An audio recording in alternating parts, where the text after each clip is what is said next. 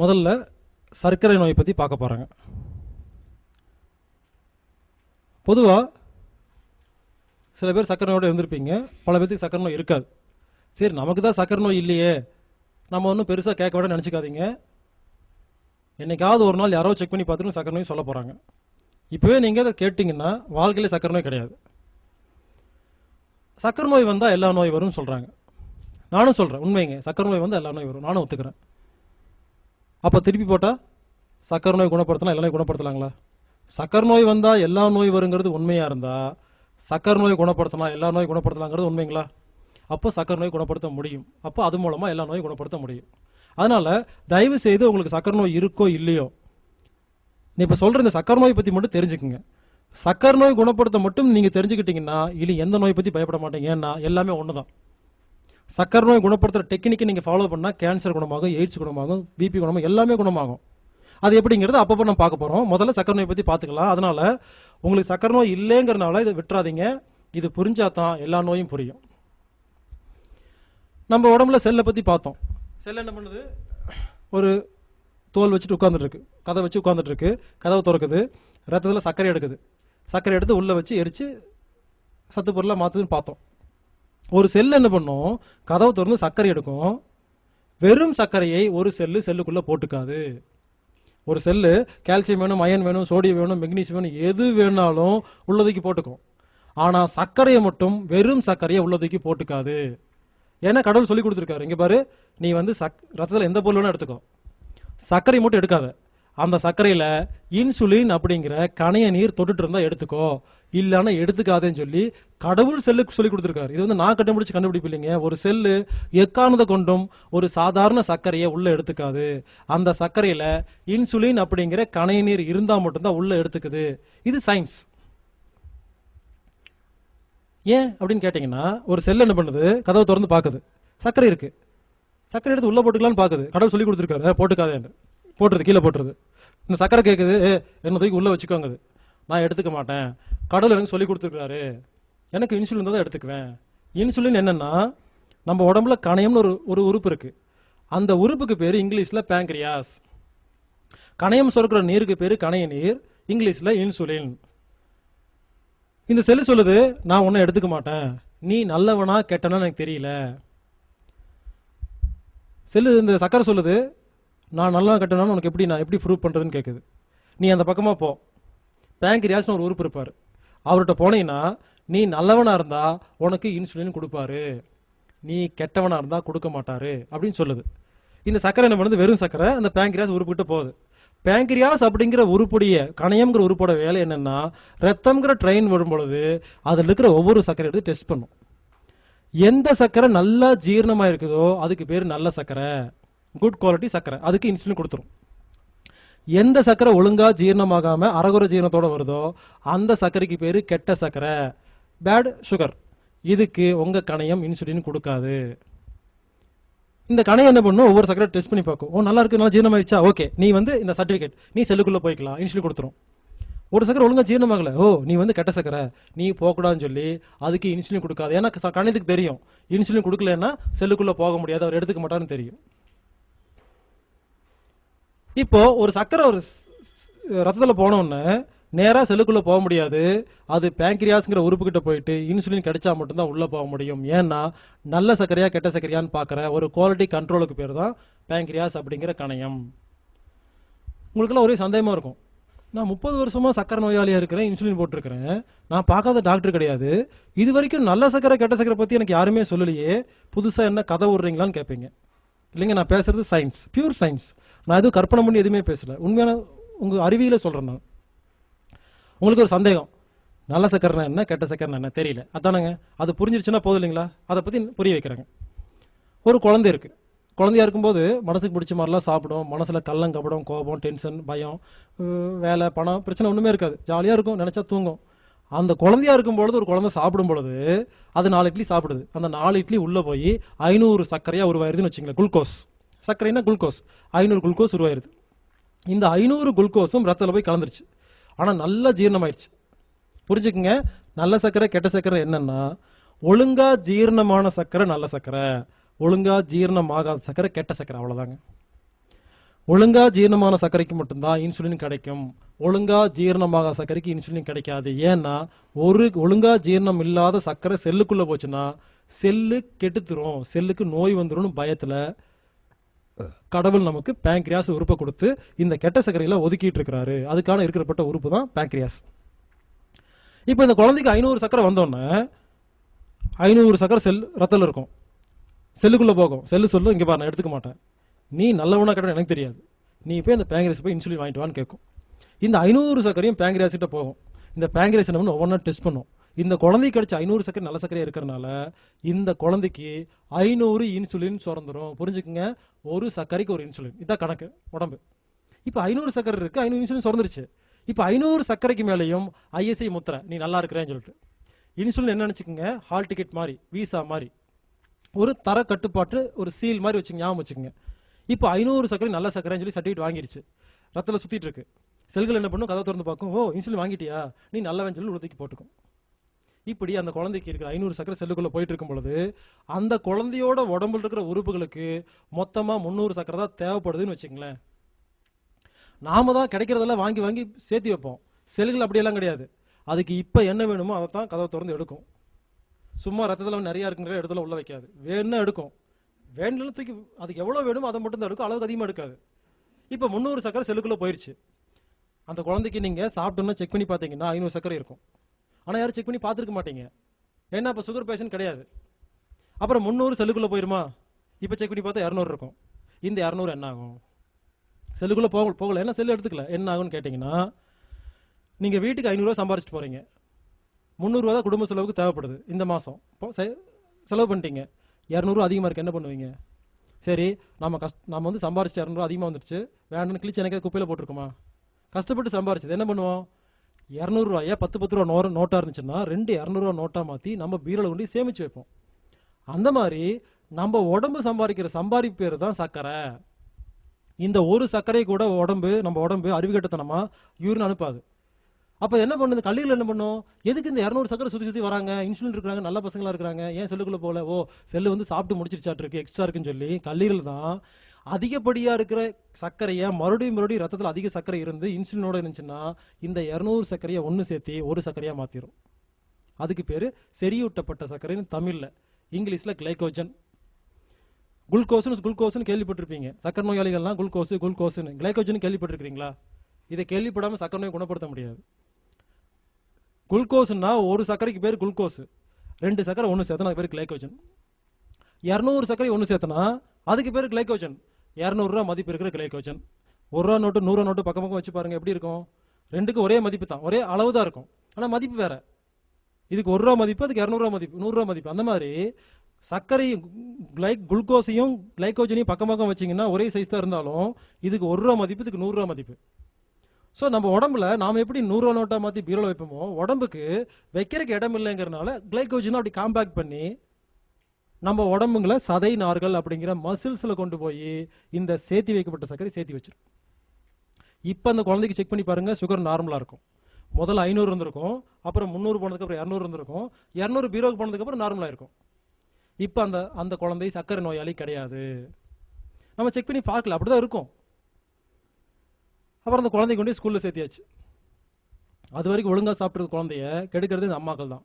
அம்மா என்ன பண்ணுவாங்க, 8 மணிக்கு வேன் வந்துடும் சீக்கிரமான்னு சொல்லி எழுப்பிவிட்டு ஒரு டம்ளர் தண்ணி வச்சுக்குவாங்க, முழுங்கு ஊற்று முழுங்குன்னு சொல்லி அந்த குழந்தைக்கு ஒழுங்காக ஜீரணம் பண்ணுறது குழந்தைய தண்ணி ஊற்றி அதை ஜீரணத்தை கெடுத்துருவாங்க. அது மத்தியானம் சாப்பிட்டுச்சா அதுலேயும் தெரியாது, சாயந்தரம் வரும் டியூஷனுக்கு போய் இப்படி தப்பாக சாப்பிடும்போது என்னாகும், அந்த குழந்தைக்கு 200 கெட்ட சர்க்கரையும் 300 நல்ல சர்க்கரை உருவாகும்னு வச்சுக்கங்களேன். இப்போ உடம்பு என்ன பண்ணுன்னு கேட்டிங்கன்னா, இந்த 200க்கும் உங்கள் பேங்க்ரியாஸ் இன்சுலின் சுரக்காது, கணை நீரை சுரக்காது. 300க்கு மட்டும்தான் சுரக்கும், ஏன்னா 300 நல்ல சர்க்கரையாக இருக்குது, ஏன்னா கெட்ட சர்க்கரையாக இருக்குது. இந்த 300 செல்லுக்குள்ளே போயிருமா, இந்த 200 என்ன பண்ணும், செல்லுக்குள்ளே போக முடியாது, ரத்தத்தில் சுற்றி வரும். கல்லீரல் என்ன பண்ணும், பார்த்துட்டே இருக்கும், இது என்னது 200 சர்க்கரை மறுபடியும் சுற்றி ரத்தத்தில் வருது, ஆனால் இன்சுலினும் இல்லை. அப்போ இது என்ன பண்ணுன்னு கேட்டிங்கன்னா, நீங்கள் வீட்டில் 500 ரூபா சம்பாரிச்சிட்டு போகிறீங்க, 200 ரூபா கள்ள நோட்டு, 300 ரூபா நல்ல நோட்டு, 300 ரூபாய் குடும்ப செலவுக்கு பயன்படுத்துறீங்க. இது கள்ள நோட்டுன்னு தெரிஞ்சதுக்கு அப்புறமா பீரோவில் கொண்டு வைப்பீங்களா, கிழிச்சு குப்பையில் போடுவீங்க இல்லைங்களா? அந்த மாதிரி உடம்பு எந்த சர்க்கரையில் இன்சுலின் இல்லையோ இது கள்ள சர்க்கரை, கெட்ட நோட்டு வேண்டான்னு சொல்லி கல்லீரல் என்ன பண்ணும், ஓஹோ உங்களுக்கு வந்து இன்சுலின் கிடைக்கலையா, நீங்க எல்லாம் கெட்ட பசங்க உள்ள இருக்கவே கூடாதுன்னு சொல்லிட்டு இந்த கல்லீரல் இந்த இன்சுலின் இல்லாத சர்க்கரையெல்லாம் பிடிச்சி அதை கொண்டு பீரோல வைக்காது, தூக்கி என்ன பண்ணும், உடைச்சு மூத்திரமா வெளியே அனுப்பிச்சிடும். இதுதான் சர்க்கரை நோயாளிகள் நிறைய யூரின் போறதுக்கான காரணம். நீங்க புரிஞ்சுக்குங்க, சர்க்கரை நோயாளி நிறைய யூரின் போய் நினைச்சிட்டு இருக்கீங்க. சர்க்கரை நோயாளியால யூரின் போல, நீங்க சாப்பிட்ட முறை சரியில்லாதனால கெட்ட சர்க்கரை நிறைய வந்தனால அதை உடம்பு தூக்கி வெளியே வீசிட்டு இருக்கு. அப்போ இங்க சாப்பிட்ற சாப்பாடை நல்ல சர்க்கரையா மாத்திர டெக்னிக் தெரிஞ்சா எப்படி யூரின் வரும்? ஒரு கெட்ட சர்க்கரை ஒரு நல்ல சர்க்கரை கூட இந்த உடம்பு தூக்கி வெளியே வீசாது. கெட்ட சர்க்கரையா இருந்தா மட்டும்தான் உடம்பு தூக்கி. அப்போ உடம்பு என்ன பண்ணுது, அந்த சர்க்கரை வேண்டான்னு முடிவு பண்ணுது. நான் ஏன் கெட்ட சர்க்கரைன்னு சொல்றேன்னா, வேண்டாம் சர்க்கரை என்ன சர்க்கரைன்னு சொல்றது, நம்ம கிட்னி தூக்கி வெளியே வீசுது வேண்டாம் அப்படின்னு. இப்போ சொல்லுங்க, சில டாக்டர் என்ன பண்ணுவாங்க, யூரின் செக் பண்ணி பார்த்துட்டு, சார் உங்க யூரின்ல நிறைய குளுக்கோஸ் போகுது, சக்கரை நோயின்னு சொல்லுவாங்க. இது தவறான கான்செப்ட். யூரின் வழியா போற எல்லா சர்க்கரையும் கெட்ட சர்க்கரை, கிளைக்கோஜனா மாறுற எல்லா சர்க்கரையும் நல்ல சர்க்கரை, அவ்வளவுதாங்க. ரொம்ப சிம்பிள். வடிவேல் ஜோக்ல சொல்லுவாங்க, நீ புடுங்குற அணியெல்லாம் தேவையில்லைங்கிற மாதிரி யூரின் வழியா போற எல்லா சர்க்கரையும் கெட்ட சர்க்கரை. தயவு செய்து யூரின் செக் பண்ணி பார்த்துட்டு எந்த மருத்துவம் பார்க்காதீங்க. யூரின்ல போற எல்லா விஷயமும் கெட்ட விஷயம், அதெல்லாம் ஆராய்ச்சி பண்ணவே கூடாது. அதை பண்ணிட்டு என்ன சொல்லுவாங்க, கிட்னி ஃபெயில்னு சொல்லிடுவாங்க கடைசியில். என்னமோ கிட்னி அறிவுகட்டத்தனமா குளுக்கோஸ் தூக்கி வெளியே போட்டதை நினச்சிக்குவாங்க. அப்படிலாம் கிடையாது, அது வேண்டான்னு தூக்கி அழகாக வீசிட்டு இருக்கு. அந்த குழந்தை என்ன பண்ணும், பிஸ்னஸ் பண்ண ஆரம்பிச்சிடும். அப்புறம் பெருசாகிடுச்சு, பிஸ்னஸ் பண்ணுது. காலைல ஒழுங்காக சாப்பிட்றதில்ல, மத்தியானம் லஞ்ச் ஒழுங்காக பண்ணுறதில்ல, நைட்டு 1 மணிக்கு வீட்டுக்கு வருது. இந்த மாதிரி தப்பான சாப்பாட்டு பழக்கத்தில் என்ன ஆகுன்னா, அந்த குழந்தைக்கு 300 கெட்ட சர்க்கரையும் 200 நல்ல சர்க்கரை உருவாதுன்னு வச்சுங்களேன். இப்போ என்ன ஆகுன்னு கேட்டிங்கன்னா, 300 யூரின் வழியாக வெளியே போயிடும், 200 செல்லுக்குள்ளே போயிடும். ஆனால் அந்த உடம்புக்கு 300 தேவைப்படுதுன்னு வச்சுங்க, 100 பற்றாக்குறை, பட்ஜெட்டில் துண்டு விழுந்துருச்சு. இப்போ என்ன ஆகும், வீட்டுக்கு 500 ரூபா சம்பாரிச்சிட்டு போகிறீங்க, 300 ரூபா கள்ள நோட்டு கிழிச்சு குப்பையில் போடுறீங்க, 200 நல்ல நோட்டு குடும்ப செலவுக்கு பயன்படுத்துறீங்க, 100 ரூபா பத்தில் என்ன பண்ணுவீங்க, ஏற்கனவே சம்பாரிச்சு 100 ரூபாய் பீரோல போய் திறந்துட்டு எவ்வளோங்க வேணும், 100 ரூபா வேணும்னு சொல்லி 250 ரூபா எடுத்து செலவு பண்ணுவீங்க இல்லைங்களா. அந்த மாதிரி ரத்தத்தில் எப்போ செல்லுக்குள்ளே போகிறதுக்கு சர்க்கரை இல்லையோ, நான் சொல்கிறது நல்லா புரிஞ்சுக்குங்க, லோ சுகரில் நான் சொல்லிங்க, நீங்கள் செக் பண்ணி பார்த்தா 500 இருக்கும். அந்த 500 கெட்ட சர்க்கரையாக இருந்துச்சுன்னா செல்லுக்குள்ள போற சர்க்கரை, நான் சொல்றது செல்லுக்குள்ள போறதுக்கு இன்சுலின் இருக்கிற சர்க்கரை எப்ப இல்லையோ அப்போ பிட்யூட்டரி சுரப்பின்னு ஒரு சுரப்பி, ACTH அப்படிங்கிற நீரை சுரப்பாரு. சிறுநீரத்துக்கு மேல அட்ரினல் சுரப்பின்னு ஒரு சுரப்பி இருக்காரு, இங்கிலீஷ்ல, தமிழ்ல வந்து தொப்பி சுரப்பின்னு பேரு. அவர் வேலை என்னன்னா தூங்கிட்டு இருப்பாரு. எப்போ சர்க்கரையில இன்சுலின் இல்லாத இருக்கிற சர்க்கரை இல்லாமல் போய் செல்லுக்குள்ளே போய் போகிறதுக்கு சர்க்கரை இல்லையோ, இவர் எழுப்பிட்டுவார். போ சர்க்கரையே காரணம், நீங்கள் தூங்கிட்டு இருக்குன்னு எழுப்பிட்டோன்னே இந்த அட்ரினல் சுரப்பி ஓடி போய் சேர்த்தி வைக்கப்பட்ட செறிவூட்டப்பட்ட கிளைகோஜன் அப்படிங்கிற சர்க்கரை எடுத்துகிட்டு வந்து, எவ்வளோ வேணும், 100 ரூபாய்க்கு வேணுமான்னு சொல்லி 250 ரூபா மதிப்புள்ள கிளைகோஜன் எடுத்துகிட்டு வந்து உடச்சி ரத்தத்தில் போட்டு போய் தூங்கிடுவார். இப்போ இந்த சர்க்கரை போய் செல்லுக்குள்ளே போனோன்னே அவருக்கு மயக்கம் வராது. இப்பவும் அந்த குழந்தை சர்க்கரை நோயாளி கிடையாது, ஏன்னா இன்னும் மயக்கம் வரல, டிஸ்டர்பன்ஸ் இல்லை. ஆனால் கெட்ட சர்க்கரை இருக்குது, 500 இருக்குது, ஆனால் டிஸ்டர்பன்ஸ் இல்லை, ஏன்னா பீரோலேருந்து சர்க்கரை வந்து சப்ளை ஆயிடுச்சு. புரிஞ்சுக்குங்க. இந்த மாதிரி நம்ம சின்ன வயசுலேருந்து நல்லா சாப்பிட்டு நல்லா ஜீரணம் பண்ணும் பொழுது எப்போ அதிகமாக சம்பாதிக்கிறோமோ பீரோவுக்கு போகும், எப்போ கம்மியாக சம்பாதிக்கிறோமோ பீரோவில் வந்து செலவாகும். இப்படி நடந்துக்கிட்டே இருக்கும். சின்ன வயசுலேருந்து தெரியாது, அது வரைக்கும் நமக்கு சர்க்கரை டிஸ்டர்பன்ஸ் ஒன்றுமே தெரியாது. சேர்த்தி வைப்போம், செலவு பண்ணுவோம், நடந்துக்கிட்டே இருக்கும். திடீர்னு ஒரு நாள் இந்த பீரோ தீந்து போச்சுன்னு வச்சுங்களேன், என்ன ஆகும்? ஒரு சாப்பிட்றாரு, 400 கெட்ட சர்க்கரை 100 நல்ல சர்க்கரை உருவாயிருச்சு. 400 கெட்ட சர்க்கரை மூத்திரமாக வெளியே போயிடுச்சு, 100 சர்க்கரை செல்லுக்குள்ளே போயிடுச்சு, 200 10ல் பிட்யூட்டரி சுரப்பி ACTH திறந்து ஓடி வந்து அட்ரினல் சுரப்பி என்ன பண்ணுறாரு, பீரோ போய் திறந்து பார்க்குறாரு. எப்போ ஒரு மனிதனுடைய உடம்புல எந்த இடத்துலையும் சேர்த்தி வைக்கப்பட்ட கிளைகோஜன் அப்படிங்கிற ஒரு சர்க்கரை கூட இல்லையோ அப்போ அட்ரினல் சுரப்பி என்ன சொல்லும், ஒன்றுமே இல்லைன்னு சொல்லும். இப்போ தான் செல்லுக்குள்ளே போகிறதுக்கு இன்சுலின் இல்லாத சர்க்கரை இல்லாதனால ஒவ்வொரு செல்லாக கடன்னு எல்லா செல்லும் மயக்கம் போட ஆரம்பிச்சிடும். இதுக்கு பேர் தான் சர்க்கரை நோயாளிகள் மயக்கம் போடுறது. நீ நினைக்கிற மாதிரி சர்க்கரை நோய் வந்து ஒரே நல்ல மயக்கம், அன்னைக்கு சர்க்கரை நோய் ஆகலை. நீங்கள் சின்ன வயசுலேருந்து பீரோவை சேர்த்து வைக்கிறீங்க, செலவு பண்ணுறீங்க, இப்படி நடந்துக்கிட்டே இருக்குது.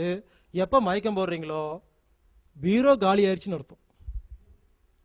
அப்போ புரிஞ்சுக்குங்க, ஹை சுகர்லேயும் மயக்கம் வருது, லோ சுகர்லேயும் மயக்கம் வருது. இது என்னன்னு பார்க்கலாங்க. நீங்கள் நினைக்கிற மாதிரி ஹை சுகர் வேற லோ சுகர் நினச்சிட்டு இருக்கீங்க. என்னை பொறுத்த வரைக்கும் ரெண்டுமே ஒன்று தான். ஹை சுகருக்கும் லோ சுகருக்கும் 1% கூட வித்தியாசம் கிடையாது. நாம் புரிஞ்சுட்டு இருக்கோம் ஹை சுகர் லோ சுகர்னு, ரெண்டுமே ஒன்றுங்க. ஆச்சரியமாக இருக்கும். இது எப்படி ஒன்றுன்னு கேட்டிங்கன்னா பாருங்கள், 400 கெட்ட சர்க்கரையும் 100 நல்ல சர்க்கரையும் ரத்தத்தில் இருக்கும் பொழுது இந்த 400 கெட்ட சர்க்கரை மூத்திரமாக வெளியே போனதுக்கப்புறமா 100 சர்க்கரை செல்லுக்குள்ளே போனதுக்கப்புறம் மயக்கம் போட்டிங்கன்னா சுகர் செக் பண்ணி பார்த்தா சர்க்கரை இருக்காது. நீங்க நினைச்சுக்கிறீங்க லோ சுகர்ல மயக்கம் போட்டு நினைச்சுக்கிறீங்க நீங்க.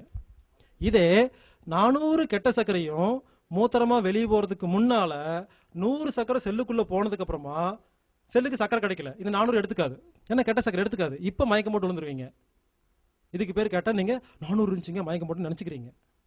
ரெண்டும் ஒண்ணுதான். லோ சுகர்ல மயக்கம் போடும்போது மூத்திரப்பை செக் பண்ணி பாருங்க, அங்க 500 சர்க்கரை இருக்கும். அதாவது ரத்தத்தில் இருக்கிற சர்க்கரை மூத்திரப்பைக்கு போனதுக்கு அப்புறமா நீங்க யூரின் வெளியே போக வேண்டிய அவசியம் இல்லை, ரத்தத்தை தான் டெஸ்ட் பண்றீங்க. யூரின் டெஸ்ட் பண்ணி பாத்தீங்களா, மூத்திரப்பை டெஸ்ட் பண்ணி பாத்தீங்களா, அந்த ஹை சுகர் அங்கதான் இருக்கும்.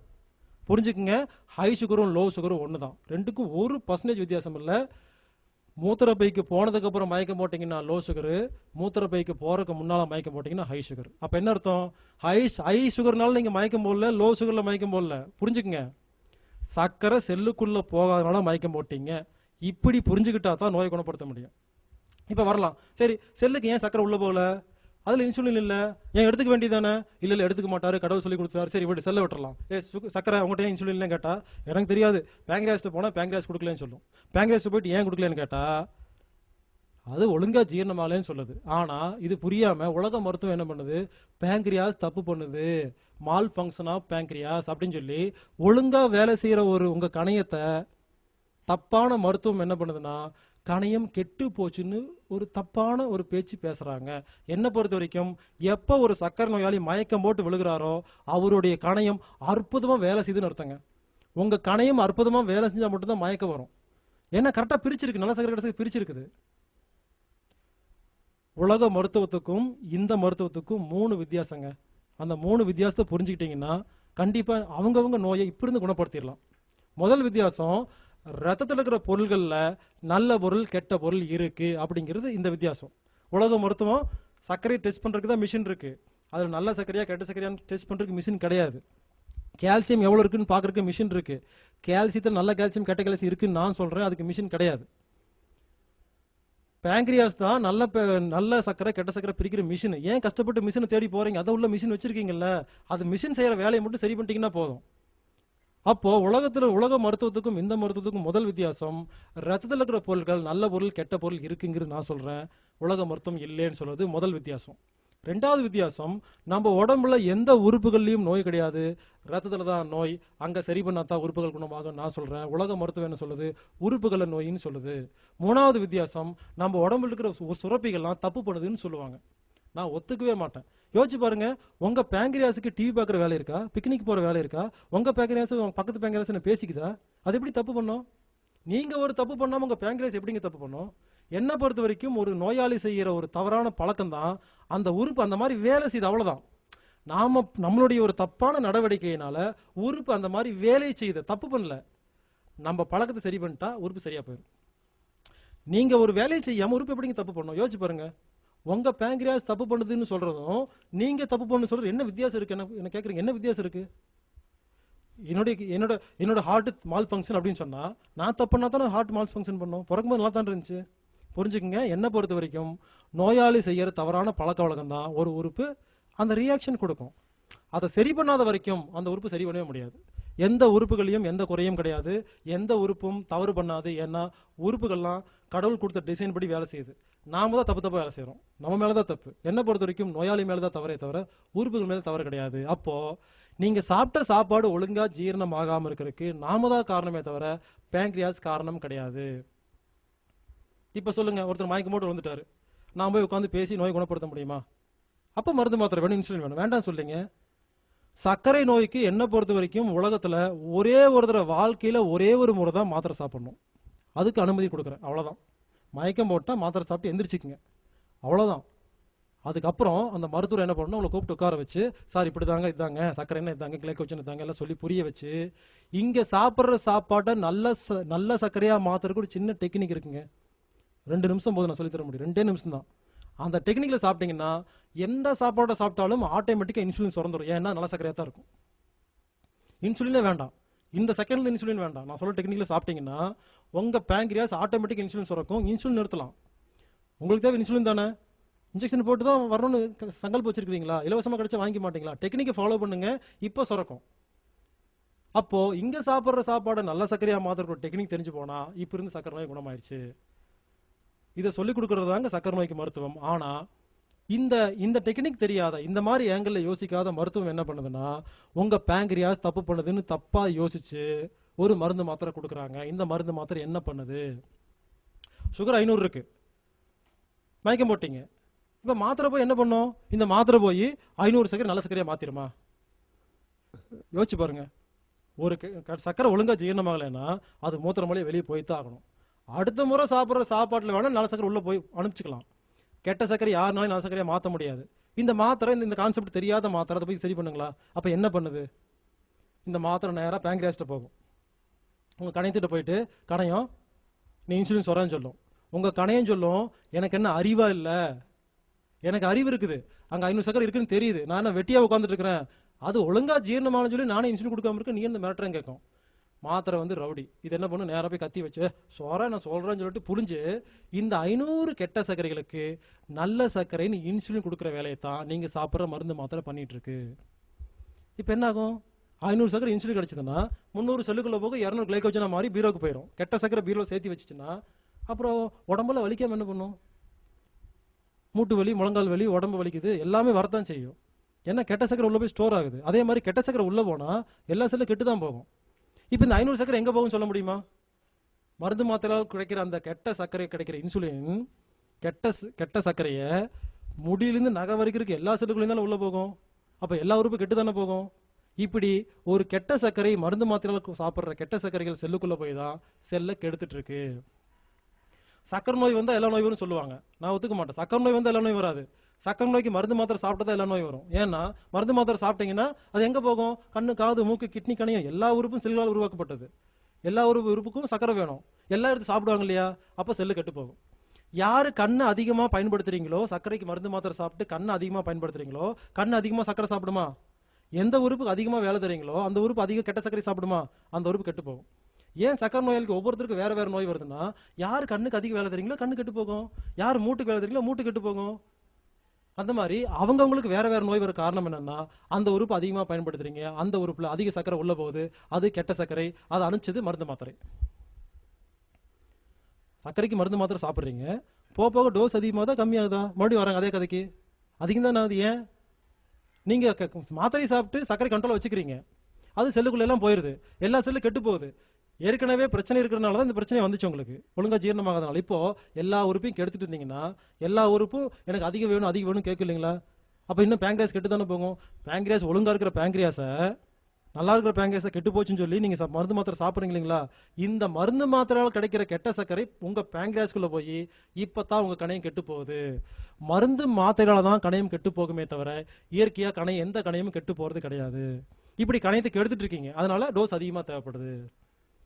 யோசிச்சு பாருங்க. முதல்ல சாப்பிட்ட மருந்து மாத்திரை வாக்கிங் போக சொல்றாங்க, இனிப்பு சாப்பிடாதீங்கன்னு சொல்லிட்டாங்க, மருந்து மாத்திரை கொடுத்தாச்சு, ஒழுங்காக தானே சாப்பிட்டீங்க? யாராவது சட்டையை பிடிச்சி கேட்டீங்களா? சார் நீங்கள் சொன்ன மாதிரிலாம் மாத்திரை சாப்பிட்டேன், சொன்ன மாதிரி இனிப்பு சாப்பிடல, வாக்கிங் எல்லாம் போனேன், ஏன் டோஸ் அதிகம் பண்ணி பிடிக்குன்னு கேட்டிங்களா? மாத்திரை சாப்பிட்டா டோஸ் அதிகம் தான் ஆகும். ஏன்னா இன்னும் உடம்புக்கு நோய் பெருசாயிட்டு வருது. இப்படி என்ன ஆகும்? நோய் பெருசாயிட்டே வரும். அப்புறம் என்ன ஆகும்? டோஸ் அதிகமாயிட்டே போயிட்டு இருக்கும். அப்புறம் என்ன பண்ணுவாங்க? சார் கண்ணு ஒழுங்காக என்னமோ ஒரு மாதிரி இருக்குது, என்ன சக்கரை நோய் இருக்கான்னு கேட்பாங்க. எந்த நோய்க்கு எப்போ டாக்டர்கிட்ட போனாலும் என்ன கேட்குறாங்க? முதல் கேள்வி சர்க்கரை இருக்குங்களா? அடுத்து என்ன சொல்லுவாங்க? சர்க்கரை இருந்தால் அப்படி தாங்க எல்லா நோய் வரும். நான் திருப்பி கேட்குறேன், சர்க்கரை இருந்தால் அப்படி தான் வரும்னு சொல்லிட்டு நீங்கள் எதுக்கு டாக்டர் படிச்சுட்டு வந்தீங்க? சர்க்கரை இருந்தால் அப்போ குணப்படுத்திருக்க வேண்டியது தானே, அப்போ எந்த நோய் வந்திருக்காது. எந்த டாக்டர்கிட்ட போனால் இதே கேள்வி தான், சர்க்கரை இருந்தால் அப்படி தான் எல்லா நோய் வரும். யோசிச்சு பாருங்க, இன்னுமா புரியல? சர்க்கரை இருந்தால் எல்லா நோயும் வரும்னு சொல்றதுக்கு எதுக்கு கஷ்டப்பட்டு படிச்சுட்டு வந்து உட்காந்துருக்கிறீங்க? நான் சொல்லுவேன், முதல்ல போய் சர்க்கரை எப்படி குணப்படுத்தி படிச்சுட்டு வாங்க, அப்புறம் நீங்கள் டாக்டர்னு சொல்லுங்க. புரிஞ்சுக்குங்க, சர்க்கரையை குணப்படுத்தாத வரைக்கும் எந்த நோயும் குணப்படுத்த முடியாது. ஏன்னா எல்லா உறுப்புகளையும் சர்க்கரை போகுது, எல்லா கெட்ட சர்க்கரை போய் எல்லா உறுப்பையும் எடுத்துட்டு இருக்கோம். அப்புறம் கண்ணு உங்களுக்கு சரியா தெரியாது, அப்புறம் கண்ணாடி மாட்டிக்குவீங்க. அப்புறம் பித்தப்பையில் கல் வரும், வெட்டி எடுத்துருவாங்க. கருவேப்பிலை கல் வெட்டி எடுத்துடலாம். ஒரு உறுப்பை குணப்படுத்த தெரியலன்னா வெட்டி எடுக்கிறதா? யோசிச்சு பாருங்க, யார் வெட்டி எடுப்பா? அந்த உறுப்பை குணப்படுத்த தெரியல, வெட்டி எடுக்க வேண்டியது. பித்தப்பை வெட்ட வேண்டியது, கருவேப்பை வெட்ட வேண்டியது, அப்பண்டிக்ஸ் வெட்ட வேண்டியது. ஒவ்வொரு உறுப்பாக புதுசு புதுசாக நோய் வந்துட்டு இருக்கும். முதல்ல சர்க்கரைக்கு மாத்திரை சாப்பிட்ருப்பீங்க, அப்புறம் சர்க்கரை ஆஸ்துமா பிபி, சர்க்கரை ஆஸ்துமா பிபி தைராய்டு, புதுசு புதுசாக நோய் வருதா இல்லையா? ஏன்? சர்க்கரைக்கு மாத்திரை சாப்பிட்டா தான் எல்லா நோயும் வரும். இது கூட தெரியாமல் சாப்பிட்ருக்கிறோம். இப்படி டோஸ் அதிகமாக புது புது நோய்கள் வர அதுக்கு புது தைராய்டு டெஸ்ட்டு, கிட்னிக்கு தனி டாக்டர், ஒவ்வொரு டாக்டராக பார்த்துட்டு இருப்போம். புது நோய்கள் வந்துட்டே இருக்கும். வீட்டில் டப்பா மட்டும் பெருசாகிட்டு மாத்திரை அதிகமாகிட்டே வரும். இப்படி ஆக கடைசி என்ன ஆகும்? இதுக்கு மேலே ஆகாதுன்னு சொல்லிட்டு கடைசியாக இன்சுலின் அப்படிங்கிற ஒரு இன்ஜெக்ஷன் கொடுப்பாங்க. இது என்னன்னு கேட்டிங்கன்னா, இது வரைக்கும் மாத்திரை சாப்பிட்ட என்னன்னா, மாத்திரை உங்கள் பேங்க்ரியாஸ்கிட்ட போயிட்டு இன்சுலின் பிடுங்குச்சு. இந்த இன்சுலின் என்ன பண்ணும், இங்கே பார் நீ ஒன்றும் கொடுக்க வேண்டாம், நீ என்ன சுரப்பியோ அதை நானே சுரந்துக்கிறேன். நாய்கிட்ட பன்னிக்கிட்ட மாட்டுக்கட்டியெல்லாம் போய் இந்த இன்சுலினை பிடுங்கிட்டு வந்து அதை இன்ஜெக்ஷனை போட்டு கொடுத்துருவாங்க. இது என்ன பண்ணுமாமா, சாப்பிட்றதுக்கு முன்னால் 10 யூனிட் போட்டுக்கணுமாமா, அப்புறம் சாப்பிடணுமாமா. என்ன அர்த்தம்னா, சாப்பிட்றதுக்கு முன்னாலேயே நீங்கள் சாப்பிட போகிற சாப்பாடு ஒழுங்காக ஜீரணமாய் நல்ல சக்கரை வந்துருச்சுன்னு முதலே சர்டிஃபிகேட் போட்டிங்க. இதுக்கப்புறம் சாப்பிட்டா சக்கரை நார்மலாக தான் இருக்கும். அப்புறம் இன்சுலின் போட்டே இருப்பீங்க. புரிஞ்சுக்குங்க, சர்க்கரை நார்மலாக இருக்கணும்னு சொல்கிறாங்க இல்லைங்களா, அதுவே தப்பான கான்செப்ட். யார் சொன்ன உங்களுக்கு சர்க்கரை நார்மலாக இருக்கணும்னு? நான் எல்லாம் சாப்பிட்டேன்னா இது மத்தியானம் சாப்பிட்றேங்க, சும்மாலாம் சொல்லுங்க, எதுவுமே நான் எதுவுமே தமாசாலாம் பேசலைங்க, ஏதோ சொற்பொழிவெல்லாம் கிடையாது, ட்ரீட்மெண்ட்டு.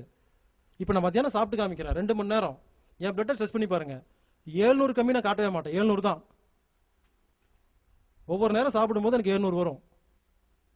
புரிஞ்சுக்குங்க, எப்போ சாப்பிட்டாலும் சுகர் 500 600 போகணும். அப்புறம் செல்லுக்குள்ளே பாதி போயிடும், கிளைகோஜனா பாதி மாறும், கெட்ட சக்கரை யூரினா போகும், இதெல்லாம் நடக்கும். அது கொஞ்சம் நடந்துட்டு இருக்கும், செக் பண்ணி பார்த்தீங்கன்னா அது சாப்பிட்டுனா கொஞ்சம் கொஞ்சமாக கம்மியாகிட்டே வரும், அப்புறம் நார்மலுக்கு வரும். அப்புறம் லோக்கு வர்றதுக்கு முன்னால் எப்போ லோ வர போதோ உடம்பு என்ன பண்ணும், ஓ லோக்கு போகுதா அப்படின்னு சொல்லிட்டு பசிக்கான சுரப்பையெல்லாம் சுரக்கும், பசிக்கும், சாப்பிடுவோம், ஹை போகும், கொஞ்சம் கொஞ்சமாக கம்மியாகிட்டே வரும், லோ போகிறதுக்கு முன்னால் பசிக்கும். ஒருவேளை லோக்கு போகும்போது பசி எடுத்து நீங்கள் சாப்பிட்லன்னா அப்போ மயக்கெல்லாம் வராதுங்க, உடனே பிட்டுவிட்டு தான் இருக்கு, ஓடி வந்து என்ன பண்ணும், பீரோல் இருக்கிற சக்கரத்துக்கு உள்ளே போட்டுரும், மயக்க வரவே வராது, சாப்பிட்டாடி கூட மயக்க வராது. யோசிச்சு பாருங்க, முஸ்லீம் எல்லாம் ஒரு நாள் ஃபுல்லாக விரதம் இருக்கிறாங்க, எங்கே மயக்கம் போடுறாங்க? அப்போ யார் சப்ளை பண்ணுறா? கிளைகோஜன் தான் சப்ளை பண்ணுது. நீங்களே பாருங்க, இங்கிருந்து மெட்ராஸுக்கு பஸ்ஸில் உட்காந்துட்டீங்க, பஸ்ஸில் போயிட்டு இருக்கிறீங்க, சரி நடுவில் ஏதாவது ஹோட்டல் நிறுத்துவாங்க சாப்பிடுவாங்கன்னு சொல்லி படுத்து தூங்கிட்டீங்க. திடீர்னு எந்திரிச்சு பார்க்குறீங்க மணி 3 ஆச்சு, சார் வண்டி சாப்பாட்டுக்கு நிற்குமான்னு கேட்குறீங்க. அவர் சொல்கிறாரு, ஏங்க சாப்பாட்டுக்கு நின்று 1 மணி நேரம் நின்று வண்டி போயிட்டு இருக்குது, தூங்கிட்டு வந்து கேள்வி கேட்குறீங்கன்னு கேட்பாரு. ஐயோ வண்டி நிற்கும் போது நம்ம சாப்பிட்லையே அப்படின்னு நினச்சிட்டு உட்காந்துருப்பீங்க, பசி எடுக்குதுன்னு டயர்டாக இருக்கும், வண்டி நிற்கவே நிற்காது, கேட்பீங்க, அது வண்டி போயிட்டே இருக்கும். நாம பசிச்சு சாப்பிட்லையே, உடம்புல டயர்ட்னஸாக இருக்குது நினச்சிட்டு இருப்பீங்க, திடீர்னு பாருங்க ஃப்ரெஷ் ஆயிடுவீங்க. செக் பண்ணி பாருங்க, நான் சொல்கிறத நம்ப வேண்டாம், செக் பண்ணி பாருங்க, எப்போ திடீர்னு ஃப்ரெஷ் ஆகுறீங்களோ சாப்பிடாமையே கிளைகோஜன் சப்ளை ஆயிடுச்சுன்னு அர்த்தம். நாம சைக்காலஜிக்கல் என்ன பண்ணுவோம், ஐயோ சாப்பிடல நினச்சிட்டு இருப்போம், ஆனால் ஃப்ரெஷ்ஷாக இருப்பீங்க. ஃப்ரெஷ்ஷாக இருந்தால் ஏன் சாப்பிட்றீங்க, அது சப்ளை ஆயிடுச்சுல்ல. அப்புறம் என்ன பண்ணுவோம், வண்டி ஒருத்தர் நிற்கும், ஓடி போய் என்ன பண்ணுவோம், கடற்கன்னு திட்டு வந்துடும். நம்ம நினச்சிக்குவோம் நம்ம சாப்பிடல சர்க்கரை இல்லைன்னு, நல்லா தெம்பாக தான் இருப்போம். புரிஞ்சுக்குங்க, சர்க்கரை நார்மலாக இருக்கணும்னு சொல்கிறது தப்பான கான்செப்ட். உங்களை மாதிரி நானும் சர்க்கரை நார்மலாக வச்சுருந்தா இந்த மாதிரி 4 மணி நேரம்லாம் பேச முடியாது. சர்க்கரை நோயாளியில் கூப்பிட்டு 1/2 மணி நேரம் பேச சொல்லுங்கள், மயக்கம் போட்டு விழுந்துருவீங்க. ஏன்னா சர்க்கரை நார்மலாக வச்சுருக்கிறீங்க. நான் இப்போ 4 மணி நேரம் பேசிட்டு 2 மணி நேரம் பேசுகிறேன், இன்னும் 6 மணி நேரம் பேச போகிறேன். இந்த 6 மணி நேரம் எப்படி பேச முடியும்னா, நான் காலைல சாப்பிட்டு 2 இட்லி எங்கேங்க இவ்வளோ நேரம் பேசுகிற தெம்பு கிடைக்கும்? நேற்று சாப்பிட்டு முந்தா சாப்பிட்டதெல்லாம் சேர்த்து வச்சிருக்கிறேன். இப்போ நான் தொடர்ந்து பேசிகிட்டே இருக்கும் பொழுது எனக்கு கிளைகோஜன் சப்ளை ஆகிட்டே இருக்கும், நான் பேசிக்கிட்டே இருப்பேன். எப்போ முடியுதோ மறுபடியும் சாப்பிடுவேன், சேர்த்து வைப்பேன். அப்போ எனக்கு 1000 போகணும், 800 போகணும். புரிஞ்சுக்குங்க, சர்க்கரை நார்மலாக இருக்கணுங்கிறது தப்பான கான்செப்ட். இது யார் சொன்னா உங்களுக்கு? இதுவும் ஆப்ரேஷன் பண்ணும் பொழுது உறுப்பு அறுத்த உடனே இந்த உறுப்புகள்லாம் என்ன பண்ணுன்னா, ஐயோ உறுப்பு அறுத்துட்டாங்களேன்னு சொல்லி தன்னை புதுப்பிச்சுக்கிறதுக்காக சக்கரை பத்தலேன்னு சொல்லி இந்த அட்ரினல் சுரப்பி ஓடி போய் பீரோல் இருக்கிறதுல எடுத்து கொட்டிடும். எப்பவுமே நம்ம உடம்புல ஆத்திர அவசர காலத்தில் கிளைகோஜன் தான் வந்து உடம்புல கடன்னு இறங்கும். பாம்பை பார்த்தீங்கன்னா அடுத்த செகண்ட் சுகர் செக் பண்ணி பாருங்க, ரைஸ் ஆயிரு, கண்ணாமலாம் ரைஸ் ஆயிரு, சாப்பிட்டுருக்கவே மாட்டீங்க. ஒரு பாம்பை பார்த்து பயந்தீங்கன்னா போதும், அட்ரினல் சுரப்பி ஓடி போய் எல்லா சக்கரையும் தூக்கி உள்ள போட்டுரும். செக் பண்ணி பாருங்க, நாயை பார்த்து பயந்தீங்கன்னா சுகர் ரைஸ் ஆகும்.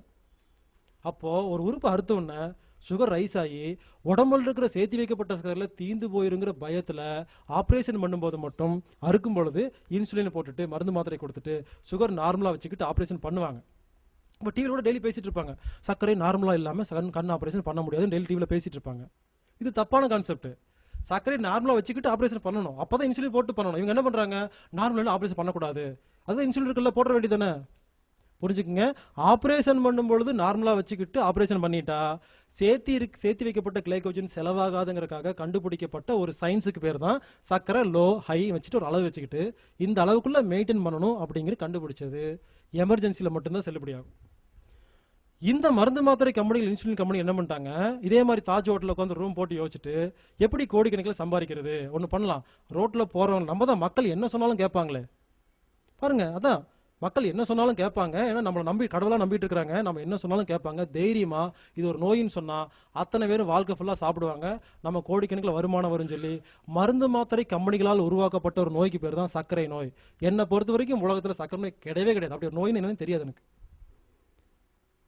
சும்மா சொல்லிங்க, செக் பண்ணி பாருங்க. நான் சாப்பிட்டேன்னா சுகர் அதிகமாகும் கம்மியாகும், 700 1000 காட்டுவேன், ஒன்றும் ஆகாது, மயக்கமே போட மாட்டாங்க.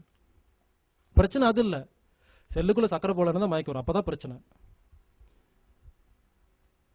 அப்புறம் பாருங்க இன்சுலின் கொடுத்துருவாங்க, சாப்பிட்டு போட்டிருப்பீங்க. அப்புறம் பாருங்க கால் ஊன முடியல, கால் மதப்பு, கால் குடையுது, கால் பிரச்சனை வரும். ஏன் காலில் சக்கரை நோயில் காலில் ஏன் பிரச்சனை வருது, ஏன் காதில் பிரச்சனை வரல? ஏன்னா இந்த பாட்டிலில் அதிக நேரம் தண்ணி யாருங்க சாப்பிடுவா? கீழே தானே சாப்பிடுவாரு. இவ்வளோ தண்ணி இருந்தாலும் இவர்கிட்ட தண்ணி போகும், இவ்வளோ தண்ணி இருந்தாலும் இவர் சாப்பிடுவார். அப்போ இந்த பாட்டம் தானே அதிக தண்ணி சாப்பிடுவார். அந்த மாதிரி நம்ம உடம்புங்கிறது பாட்டில் மாதிரி, தண்ணிங்கிறது ரத்தம் மாதிரி. பாருங்க இந்த காலில் தான், உள்ளங்காலில் தான் ரத்தம் போய் திரும்பி வரணும். மற்ற எல்லா இடத்துலையும் ஸ்பீடாக ஓடிடும். இவர்கிட்ட வந்து ஸ்டாப் பண்ணி நின்று போகணும். நீங்கள் சாப்பிட்ற சாப்பாட்டில் உருவாகிற சர்க்கரையை முதல்ல பிடுங்கி திங்கிறவர் இவர் தான். இவர் சாப்பிட்ட மிச்சம் தான் இவருங்க சாப்பிட முடியும். இவர் கிடைக்காம, இவர் பிடுங்காம மற்றவங்களாம் எடுக்க முடியாது. ஏன்னா இவர் ஸ்பீடாக எடுத்துருவார். இவர் முதல்ல சாப்பிடுவார், அப்புறம் இவர் இப்படி மேலே போயிட்டு இருக்கும். நீங்கள் சாப்பிட்ற சர்க்கரை மாத்திரை இன்சுலின் மூலமாக கிடைக்கிற கெட்ட சர்க்கரையை இவர் அடித்து பிடுங்குறாரா? அந்த பாவத்துக்கு இங்கே இருக்கிற செல்கள்லாம் கெட்டு போகுதுன்னு சொல்ல மாட்டாங்க, செத்து போயிட்டு இருக்கு. ரெண்டுக்கு வித்தியாசம் இருக்கு. கெட்டு போகுதுன்னா கூட சாதாரணமாக செத்து போயிட்டு இருக்கு.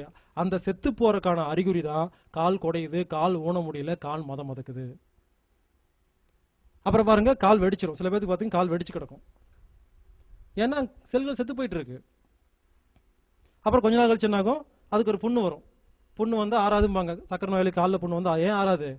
அங்கே இருக்க செல் உயிருக்கே போராடிட்டு இருக்கும்பொழுது புண்ணு வந்து எப்படி ஆத்தாது? அப்புறம் புண்ணு ஆப்ரேஷன் பண்ணுறதுக்கு ஒரு 50,000 செலவு, அது ஆஸ்பத்திரி பொறுத்து 5 லட்சம் கூட ஆகலாம். அப்புறம் கட்டவேல் அழுகி போயிடும். எங்கள் கட்டவேல் அழுகி போச்சுல்ல, யாராவது சட்டை பிடிச்சி கேட்டிங்களா? சார் நீங்கள் சொன்ன மாதிரியெல்லாம் மாத்திரை சாப்பிட்டேன், டோஸ் அதிகம் பண்ணி கொடுக்கும்போதெல்லாம் சாப்பிட்டேன், இன்சுலின் கொடுத்தீங்க அப்பவும் போட்டுக்கிட்டேன், இனிப்பே நான் தொடவே இல்லைங்க, வாக்கிங் எல்லாம் போனாங்க, எல்லாமே பண்ணாங்க, ஏன் கட்டல் அழுகி போச்சுன்னு யாராவது கேட்டிங்களா? சட்டை பிடிச்சி கேட்பீங்க, சார் ஏன் சார் அழுகி போச்சுன்னு கேட்கலாம். என்ன சொல்லுவாங்க, நீங்கள் சுகரை கண்ட்ரோலாக வச்சிருக்க மாட்டீங்க. உடனே சட்டை விட்டுட்டு ஆமாம் நாம் சுகரை கண்ட்ரோலாக வச்சுக்கல, அதனால தான் நமக்கு வந்துருச்சு. புரிஞ்சுக்குங்க. நாக்கில் படாமல் நக்கி சாப்பிடுங்கன்னு சொன்னால் யாராவது சாப்பிடுவீங்களா? பல்ல படாமல் கடிச்சு சாப்பிடுன்னு சொன்னால் யாராவது முடியுமா? அதே மாதிரி சுகரை நார்மலாக வச்சுக்கவே முடியாத ஒரு விஷயத்தை சொன்னால் யாருனால முடியும்? நாம் நினச்சிக்கிறோம் நாம தான் சுகரை ஒழுங்காக வச்சுக்கலன்னு நினச்சிக்கிட்டு நீங்கள் நொந்துக்கிறீங்க. இதே மாதிரி உலகத்தில் இருக்கிற அத்தனை பேரும் நாம் சுகரை நார்மலாக வச்சுக்கலன்னு நினச்சிக்கிட்டு எல்லாரும் மருந்து மாத்திரை சாப்பிட்டு உடம்புக்கு எடுத்துகிட்டு இருக்கிறோம். புரிஞ்சுக்குங்க. சுகரை நார்மலாக வச்சுக்க கூடாது, வச்சுக்க முடியாது. சுகரை நார்மலாக வச்சுக்கிறது தான் நோய். சரி நான் கேட்குறேன், சுகரை நார்மலாக வச்சுக்கோங்க, ஏதாவது இனிப்பு சாப்பிட்டு அதிகமான கேட்குறாங்களே. ஒரு எமர்ஜென்சியில் ஒரு உடம்பு சரியில்லைன்னா ஹாஸ்பிட்டல் அட்மிட் ஆனீங்கன்னா குளுக்கோஸ் டப்பா தானே மாட்டுறாங்க. குளுக்கோஸ்னு என்ன, சக்கரைன்னு என்ன? ஆஸ்பத்திரி போனங்க, ஒரு 4 பாட்டில் குளுக்கோஸ் போட்டோன்னு கொஞ்சம் பரவாயில்ல. அந்த சர்க்கரை உள்ளே போட்டதுனால பரவாயில்ல, இயற்கையாக ஏற்றி விட்டுருந்தீங்கன்னா நோயே வந்திருக்காது. சம்பளம் வந்து சுகர் ஏறக்கூடாதுன்னு சொல்கிற அதே மருத்துவம் தான் குளுக்கோஸ் டப்பா எதுக்கு மாட்டுறாங்க? யோசிச்சு பாருங்க. நீங்கள் இனிப்பெல்லாம் சேர்த்திக்காம சர்க்கரை சாப்பிடாம ஒரு உடம்புல சர்க்கரையை ஏற்றாமல் இருந்தீங்கன்னா நோயோடு இருப்பீங்க. அப்போ ஆஸ்பத்திரி போனால் குளுக்கோஸ் டப்பா மாட்டுவீங்க. யாருக்கு லாபம்? உயிரை காப்பாடுறதே குளுக்கோஸ் தான். அந்த குளுக்கோஸ் டப்பா மாட்டிட்டு எந்திரிச்சு நல்லா தெம்பாக வரீங்க, வீட்டுக்கு வந்து சர்க்கரை சேர்த்துறதில்ல. யோசிச்சு பாருங்க. லாஜிக்காக ஒரு வித்தியாசம் ஒன்று தெரியல உங்களுக்கு? குளுக்கோஸை நம்பி தாங்க உடம்பே இருக்குது, சர்க்கரை ஏற்றாமலாம் யாரும் இருக்க முடியாது. புரிஞ்சுக்குங்க. சர்க்கரை நார்மலாக இருக்கணும் அப்படிங்கிறது தப்பான கான்செப்ட். அப்புறம் இது வரைக்கும் அழுகி போயிடும், வெட்டுறதுக்கு ஒரு ஆப்ரேஷனு, அப்புறம் இங்கே வெட்டுவாங்க, அப்புறம் இங்கே வெட்டுவாங்க. ஒரு வீட்டில் இது வரைக்கும் வெட்டி ஒருத்தர் படுத்து கிடப்பாரு. அதே வீட்டில் ஒருத்தர் போய் பிளட் டெஸ்ட் பண்ணி பார்த்துட்டு டாக்டர் சொல்லியிருக்கிறாரு இப்போ தான் ஜஸ்ட் பார்டரில் இருக்காமா, குட்டியாக ஒரு மாத்திரை கொடுத்தாருன்னு சாப்பிட்ருப்பாரு. ஏங்க 30 வருஷமாக சாப்பிட்றது காலை வெட்டி வச்சு உட்காந்துருக்கிறாரு, இன்னுமா புரியல உங்களுக்கு? சக்கரை மாத்திரை சாப்பிட்டா நோய் குணமாகும்னு ஆகாதுன்னு இன்னும் புரியலையா? அது கூட தெரியாமல் ஒரே வீட்டில் காலை வெட்டி படுத்துருக்காங்க, அதே வீட்டில் குட்டி மாத்திரை எடுத்துட்டு இப்போதான் ஸ்டார்ட் பண்ணுறாரு ஒருத்தர். அவர் கண்டிப்பாக 30 வருஷத்துக்கு அப்புறம் காலை வெட்ட போகிறாங்க. புரிஞ்சுக்குங்க. சர்க்கரை நோய்ங்கிறது நோயே கிடையாது. சும்மா இல்லை வாயில சொல்லுவாங்க ஒரே வார்த்தையில். நான் சயின்டிஃபிக்காக நிரூபிக்கிறேன். எந்த டாக்டர் வந்தாலும் சரி, எந்த சயின்டிஸ்ட் வந்தாலும் சரி, எனக்கு பயோகெமிஸ்ட்ரி ரேஞ்சில் பேச தெரியும். இப்போ இருக்கிற நோயாளிகளுக்கு மக்களுக்கு தகுந்த மாதிரி நான் வந்து லோக்கல் லாங்குவேஜில் பேசிகிட்டு இருக்கிறேன். இதே பயோகெமிஸ்ட்ரியில் C6H12O12 அப்படிங்கிற லெவலில் அந்த பயோகெமிஸ்ட்ரியில் குளுக்கோஸ்னா என்ன, கிளைகோஜன் என்ன அப்படிங்கிறத விளக்கமாக நல்லா பேச முடியும். அது இப்போ தேவையில்லை, அது சயின்டிஸ்டாக பேசும்போது நான் பேசிக்குவேங்க. சப்ஜெக்ட் என்னென்னா, சர்க்கரை நோய்ங்கிறது உலகத்தில் நோயே கிடையாது. இப்போ எப்படி குணப்படுத்தலாம்? இங்கே சாப்பிட்ற சாப்பாட்டை இந்த இடத்துல நல்ல சர்க்கரையாக மட்டும் மாற்றிட்டிங்கன்னா உங்கள் பேங்க்ரியாஸ் இயற்கையாக இன்சுலின் சுரந்துடும். இதை தவிர உலகத்தில் எந்த வழியிலையும் சர்க்கரை நோயை குணப்படுத்த முடியாது. சர்க்கரை தயவு செய்து சர்க்கரை நார்மலாக இருக்கான்னு செக் பண்ணி பார்த்து மன ரீதியாகவும் நோயோட சுற்றிட்டு இருக்கிறோம். செக் பண்ணி பார்க்குற அந்த நேரத்தில் வர ஒரு சொட்டு ரத்தம் கூட வேறையமாயிட்டு போயிட்டு இருக்கு. சர்க்கரை நார்மலாக்கான்னு செக் பண்ணுற கான்செப்டே தவறான கான்செப்ட். அப்போ என்ன பண்ணலாங்க, இங்கே சாப்பிட்ற சாப்பாட்டை இந்த இடத்துல எப்படி நல்ல சர்க்கரையை மாற்றுறங்கிறது எனக்கு 2 நிமிஷம் இருந்தால் போதும்.